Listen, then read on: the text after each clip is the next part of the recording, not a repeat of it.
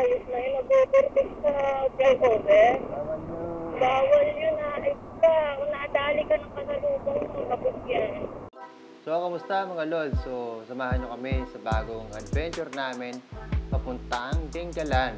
Ito yung unang beses na magra-ride kami after na mabuntis si OBR. So, medyo matagal-tagal ang pahinga ng aming rides o long ride. So, ito na lang ulit. Kasama natin yung ating mga bayaw, kapatid ni Mrs. Na sila Teten, mag-asawa. Si Teten, si Ate Joanne, tsaka si Erwin, si Danlin. Nagkaroon din ng pagkakataong makapag-rides dahil break-in din yung motor ni Lateten. Honda Click 125 ay black, glossy black. So tara, samahan nyo kami.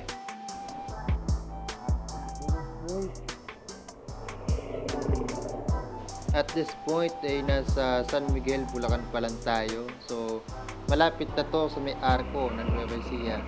So maya-maya nandun na rin tayo. Palayo. Pagkapan ka. Oo, pagkapan na. RCS Supermarket. Dahil naninibago, so huminto muna kami para mag-picture, saka magpahinga, uminom ng konti dahil, ayun, first time ulit. So may kapal doon.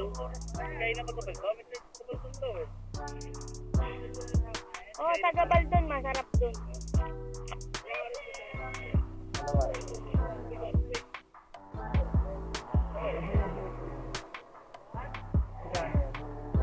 Sino yun? Sino yun? Sino yun? Sino yun? Sino yun? Sino yun? Sino yun? Sino yun? Sino yun? Ay, saan ba? Okay, so after makapagpahinga at makainom, Dingalan. so let's go. Tuloy ang biyahe. Well, dahil hindi masyadong madinig yung boses ko dun sa mic, sagutin ko na yung tinanong ni OBR, So, kami ay bali nakakatatlong punta na kami sa Dingalan. Yung una, yung biglaan lang, Gabaldon lang sana, pero diniretso namin ang Dingalan sa Ubian. Pangalawa naman, sumabay kami sa sasakyan ng mga dating katrabaho ni OBR. So, tayo doon, nakapag lighthouse tayo. And then yung pangatlo ay eto na. Okay, full pass na yan. Beach, pass. Pass na yan. Susin din na dali. Napansin ko lang yung sasakyan kanina, kung napansin nyo siguro. Mag-o-overtake sana, kaya lang hindi siya tumuloy dahil, yun nga, HPG siya nakita. Ayun na nga, so dahil under break-in yung isang motor dito, yung black, wala pa siyang papel talaga. May lisensya naman, may kukumpiskahin kung mahuli. Pero, ayun nga, wag nyo lang gayahin to, So sana yung mga makakapanood, hanggat maaari, wag ko yung babiyahe ng walang papel. Kasi kailangan talaga papel ng LTO. So, babiyahe natin. Okay, tuloy natin ang biyahe. So, bago papunta rito sa dinadaanan natin, meron kami nadaanan na bagong daan lang yata dahil hindi naman tayo palagi dumadaan dito. Pero, from previous na nagpunta tayo dito, hindi namin nadaanan yun. So, tingin ko bago lang din naman siya. Bypass siya papunta dito sa bypass din na to. So, may gas station na to, nakikita nyo na yan. So, may bypass dyan, kakanan kayo. Din ang labas nyo is dun sa may clean fuel na gas station din. Then sa may crossing na yon, kakanan na kayo. Then dire-diretso na to. Ito na ulit yung Fort Magsaysay na kalsada. Hindi ko alam kung anong pangalan, nakalimutan ko, mahaba yan. Pero ito yung magandang kalsada, sementado. Tapos yung paligid niya puro bundok. Napakagandang tanawin. So dito pa lang sulit na yung view. Konti na lang, di ba? Sa may perya. Yung may tumutunog na gasolinahan. At dahil under break-in yung isa naming kasama, yung motor niya, hindi kami makakapagpatakbo ng hataw talaga. So, tamang alalay lang. Siyempre, wala naman kami inuwanan dito ng mga katulad ng ibang riders na hatawan talaga. So, tamang 40, 60, Ganun lang takbuhan namin dito. So, break in lang. Napansin ko na parang huminto na yung isang kasama namin. Hindi ko alam kung bakit. So, inintay na lang namin. Siyempre, walang iwanan. Lapit na.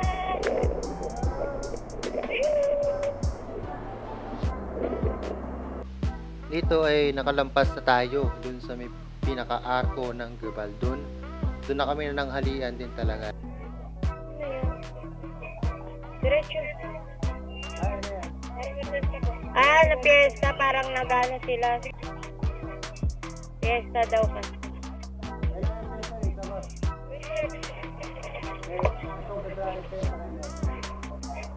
Thank you.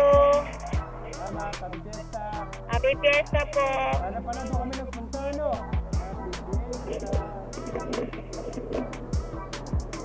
Nakaka-tempt talaga to, pero kailangan talaga maganda yung kailangan.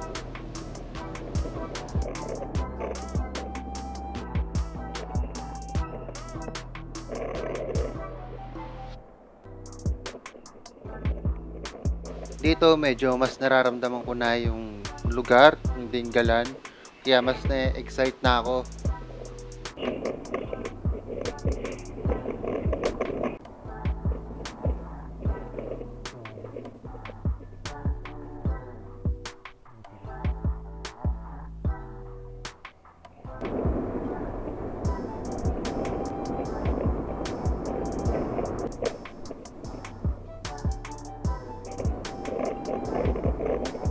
Dito na tayo sa picturean ng yung I Love Dingalan.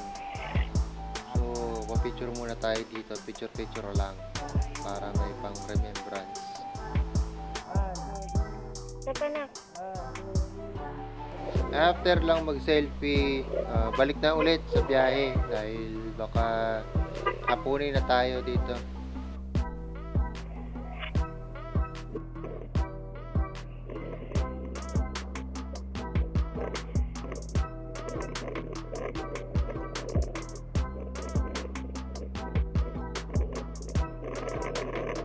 So, bago tayo dumiretso ng beach, meron muna tayong dadaanan na gusto kong balikan dito na napuntahan na namin noon pa.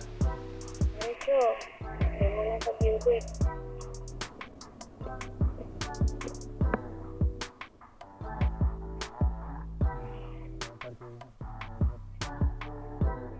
Nak, dito na tayo na. Sobrang ganda na ng lugar na to kumpara nung una namin itong nadaanan. Yung una, aksidente lang namin napuntahan. Hindi namin alam na magiging ganito yung itsura na to. Pero sobrang ganda. Wala pang harang dati dito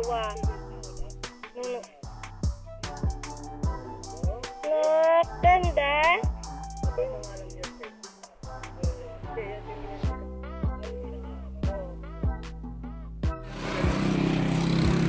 Hit. Mura ko. Yeah. Ganda. Swimming ka din? Okay ba yun? Okay.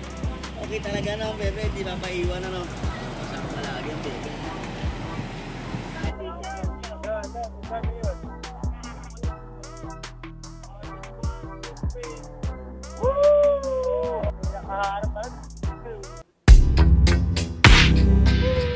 Enormous instantaneous.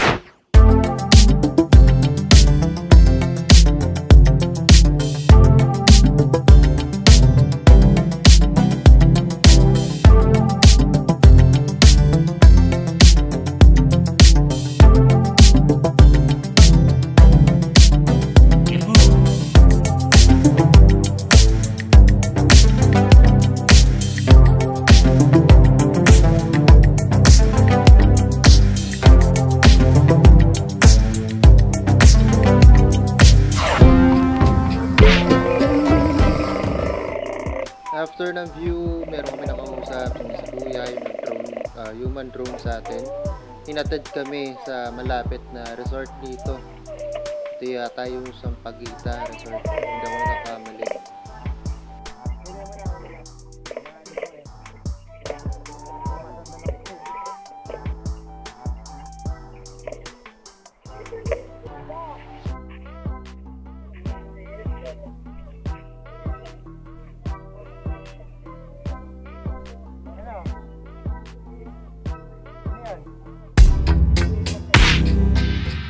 Enormous, instantaneous.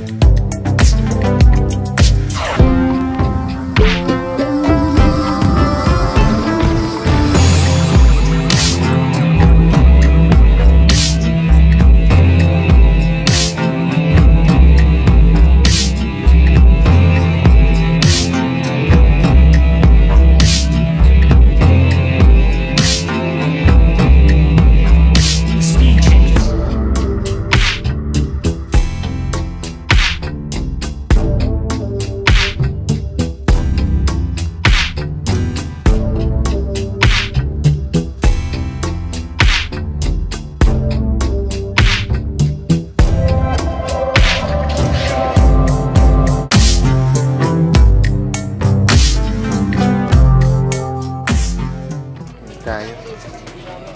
Chinelas. Yung patingin mo na ya.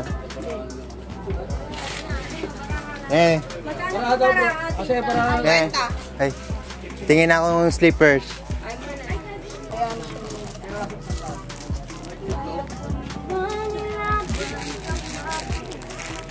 Saan yung gunting mo ate? Pasuhin na nga yung gunting. Tara, ikot tayo. Pwede na ako mag-ikot. Parang liit. Sakto lang, lalaki pa yun. Lalapad pa yun pag nagpakan. Kaya, mukhang negative ah.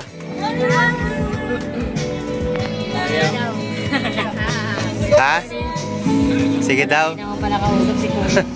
300 na rin. Sige daw, walang problema. Dali ka usap. 300. Kausap, sabi Di ko. ba? Ge. Kung sinabi mo ngayon 50 na lang.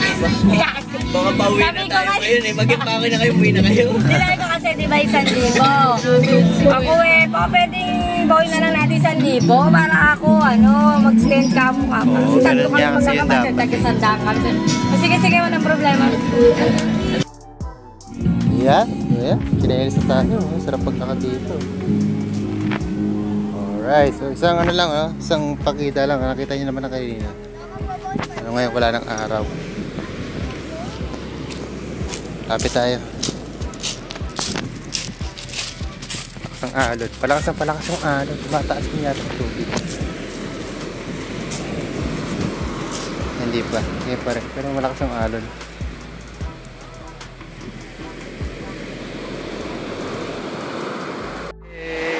Ayan o. Ganda. Ganda o. Ganda nito. Mga boko. Shoutout kay brother. Ito lang yung ating shot. Ayan lang yung ating ito yan. Isang pagita yata. Hindi ko alam. Tapos sa kabila yung sunset. Siyempre sa kabila yung sunset. Ano na eh. Alas 5 na eh. Mag-overnight tayo sandali. Kasi nakakapagod pag uwian. Biyahe. Kaya konting enjoyable. Enjoyable moments. Let's go. Enormous,